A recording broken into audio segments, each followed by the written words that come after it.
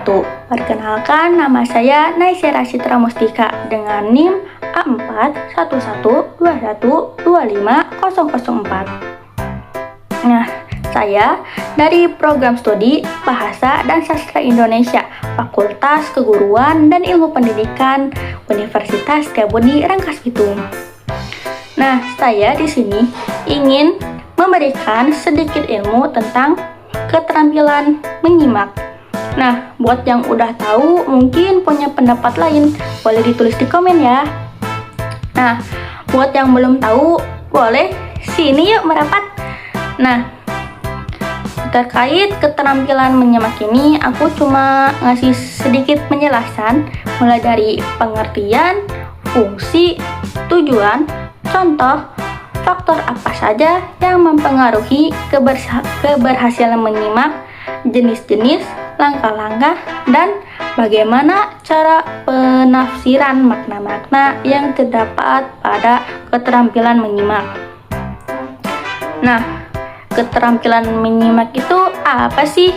Keterampilan menyimak adalah kemampuan menangkap, memahami, menafsirkan, serta menilai pesan yang disampaikan secara lisan maupun bahasa, intonasi, atau konteks situasi.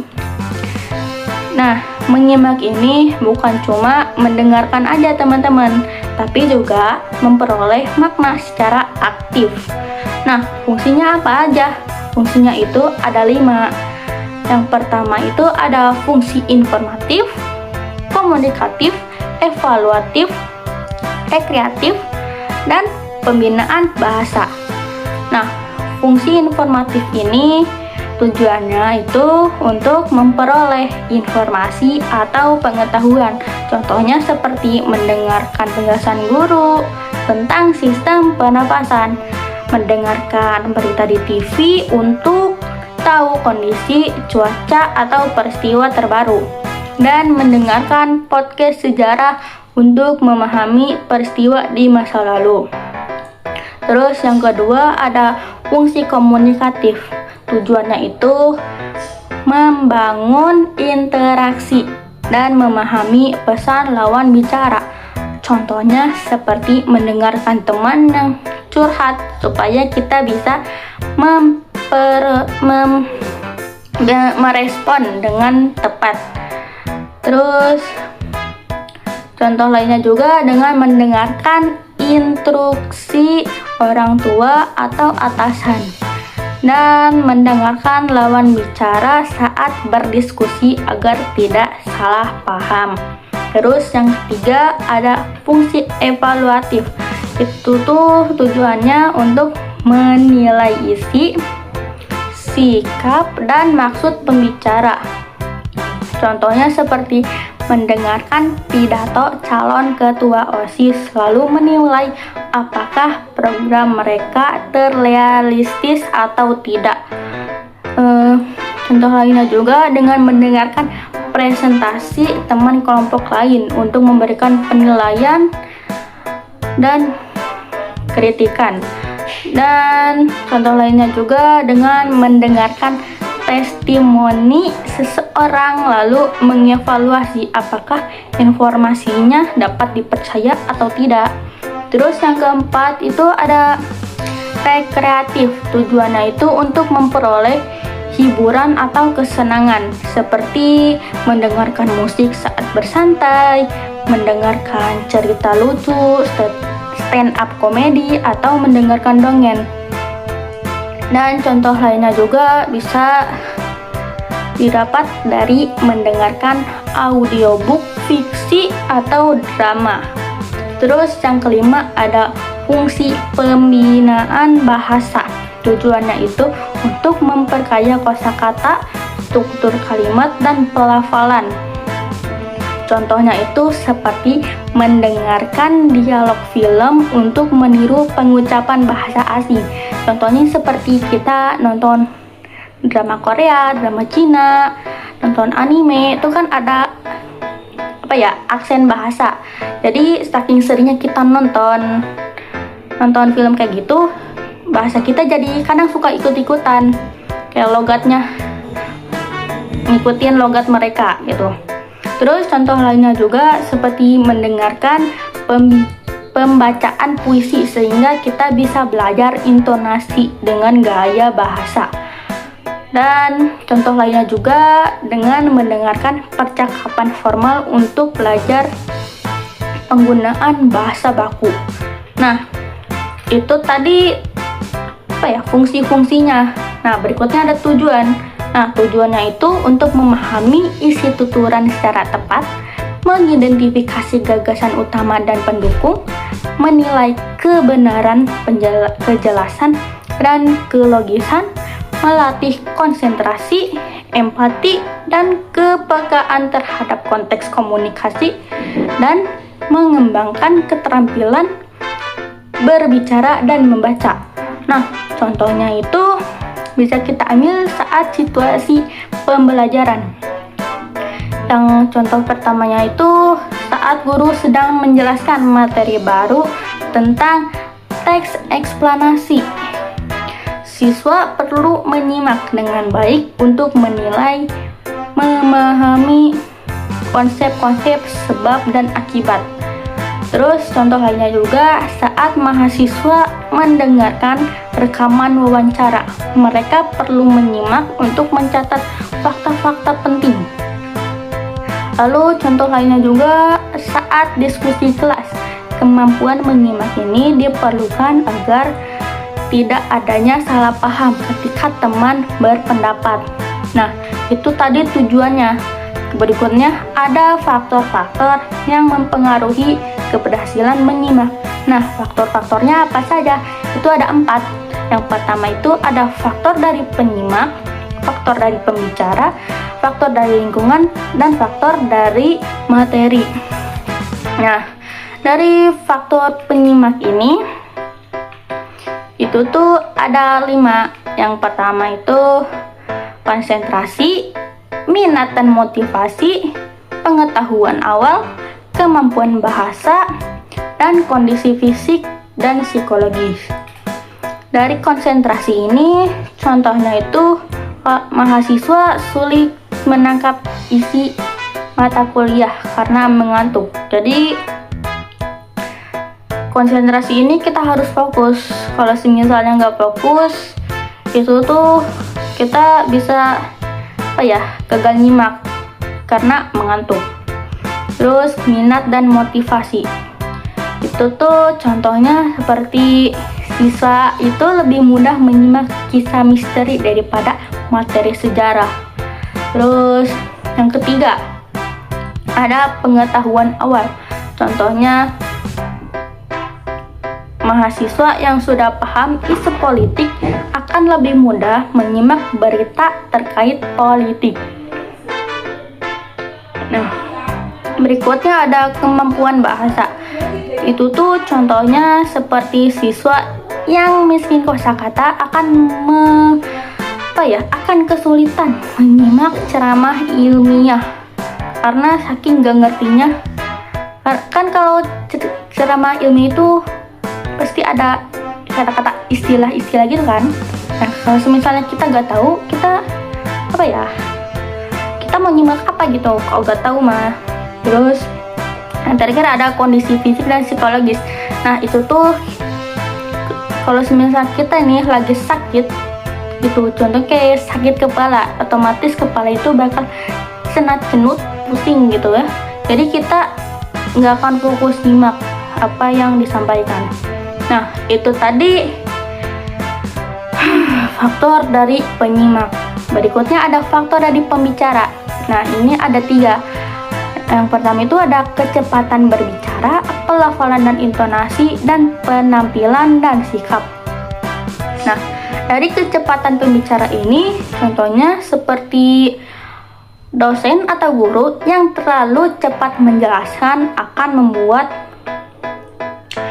mahasiswa kehilangan poin penting. Jadi kalau kita kecepatan ngomong, kita gak akan ngerti dan gak akan fokus apa yang disampaikan. Nah, kemudian ada pelafalan dan intonasi. Contohnya seperti guru berbicara dengan artikulasi yang kurang jelas. Jadi itu bakal bikin si siswanya itu nggak akan paham apa yang dikatakan oleh guru itu. Jadi bingung. Kalau semisal kurang jelas, si siswanya itu kayak apa ya, nggak akan paham apa yang terkait materi yang dibahas gitu. Terus yang terakhir ada penampilan dan sikap pembicara. Jadi itu tuh misalnya kalau pembicara ini terlalu monoton atau gimana ya, kalau penampilan itu yang itu aja, ngebahasnya itu lagi. Nah, si penyimak ini bakal cepet bosen dan kayak responnya tuh bakal kayak kurang ngehargain gitu nantinya. Nah, itu tadi faktor dari pembicara. Berikutnya ada faktor dari lingkungan. Nah, ini ada dua. Yang pertama itu ada kebisingan atau gangguan. Yang kedua itu ada faktor dari ruangan. Nah, dari kebisingan atau gangguan ini contohnya seperti suara kendaraan atau suara-suara lainnya yang mengganggu siswa menyimak presentasi atau penjelasan dari guru. Seperti ketika sedang fokus-fokusnya nih si siswa, tiba-tiba ada yang lewat kayak tukang dagang, tukang bakso gitu kan, tiba-tiba lewat. Kan itu bikin siswanya tuh gak fokus. Terus berikutnya ada kondisi ruangan. Contohnya kalau ruangan terlalu panas gitu, otomatis si siswanya itu gerah. Pasti bakal banyak ngeluhnya, gerah-gerah gitu kan. Jadi itu bakal bikin si siswanya itu gak fokus dan keadaan jadi gak kondusif buat lanjut materi itu. Nah, itu tadi faktor dari lingkungan. Nah, berikutnya ada faktor dari materi. Itu ada dua. Yang pertama itu tingkat kesulitan dan panjang atau padatnya materi. Terus dari tingkat kesulitan itu contohnya seperti ceramah ilmiah dengan istilah-istilah teknis yang membuat si penyimak cepat kehilangan fokus. Jadi kalau semisal kita memasukin istilah-istilah gitu, kita harus ngasih ngasih tahu apa sih istilah ini tuh adalah ini tuh. Kalau semisal cuma nyebutin istilah doang, ya buat yang nggak tahu pasti nggak tahu kan. Kalau yang tahu pasti aja, iya aja.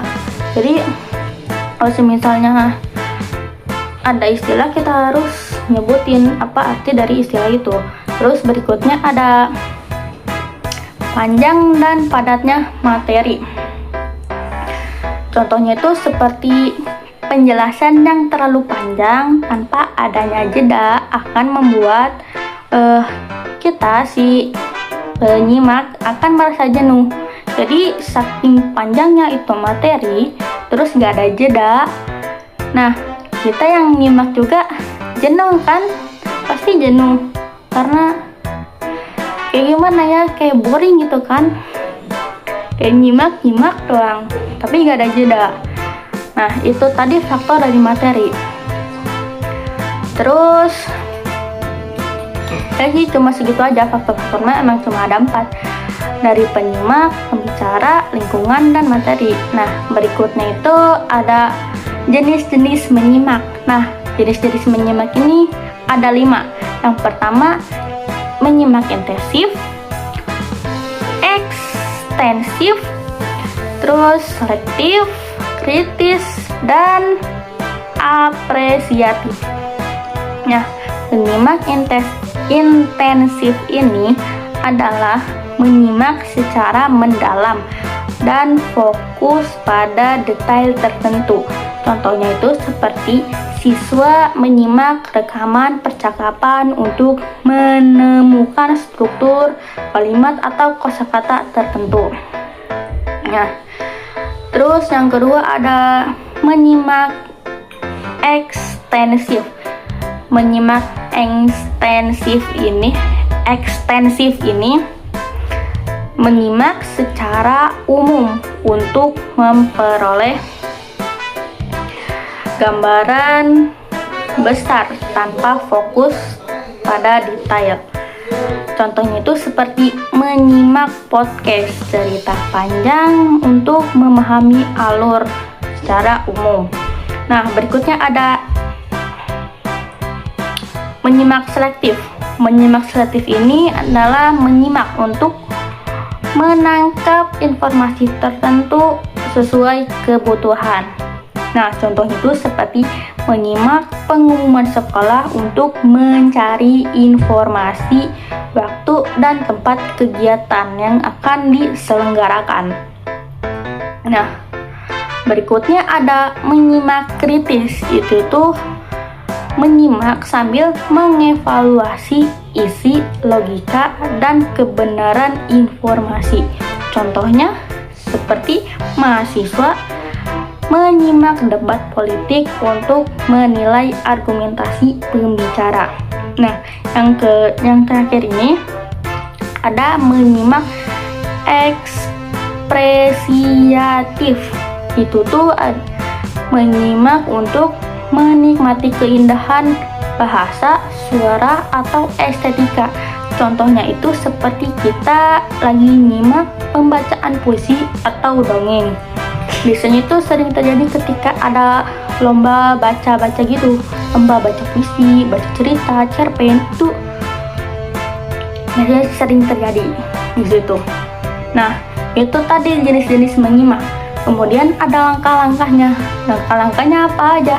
Yang pertama, dengan menentukan tujuan menyimak. Yang kedua, mempersiapkan kondisi fisik dan mental. Yang ketiga, mengaktifkan pengetahuan awal. Yang keempat, mencatat poin penting.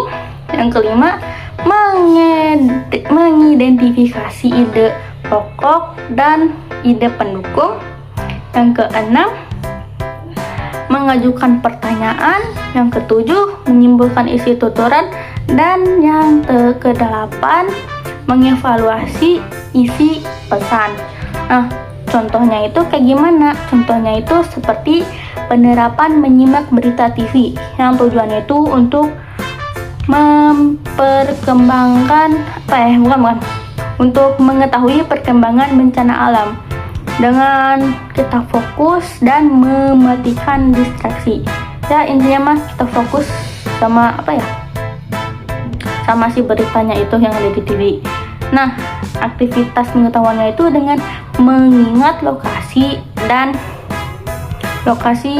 kondisi sebelumnya. Terus di situ kita mencatat lokasi bencana, jumlah korban, dan upaya pemerintah. Jadi ya apa aja dicatat ya. Terus abis itu menyimpulkan kita mengevaluasi, menilai seberapa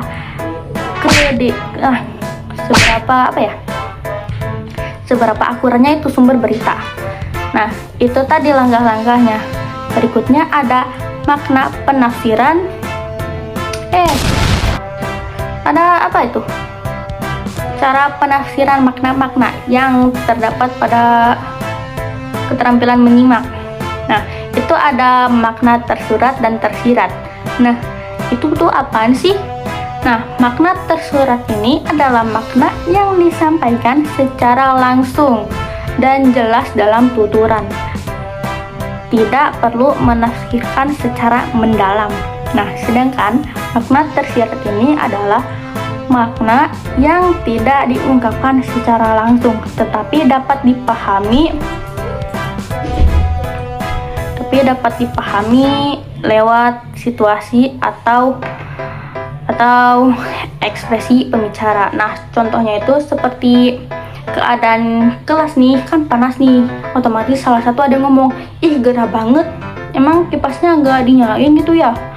Nah, makna yang tersurat ini itu kelas panas dan kayak pengen dinyalain kipasnya karena kipasnya belum nyalain. Nah, makna tersiratnya itu meminta secara halus si kipasnya itu dinyalain gitu kan. Nah, intinya mah kayak ini tuh lebih ke kepekaan gitu ya. Kayak si ini ngomong, si itu melakukan. Kayak ada yang ngomong, ih kelasnya panas, tiba-tiba yang ngedengarnya itu langsung nyalain kipas, kayak gitu. Nah, mungkin segitu aja sedikit penjelasan dari aku. Jadi saya mohon maaf kalau misalnya ada yang kurang, ya karena lagi sama-sama belajar juga ya. Jadi sekian dari saya. Wassalamualaikum warahmatullahi wabarakatuh.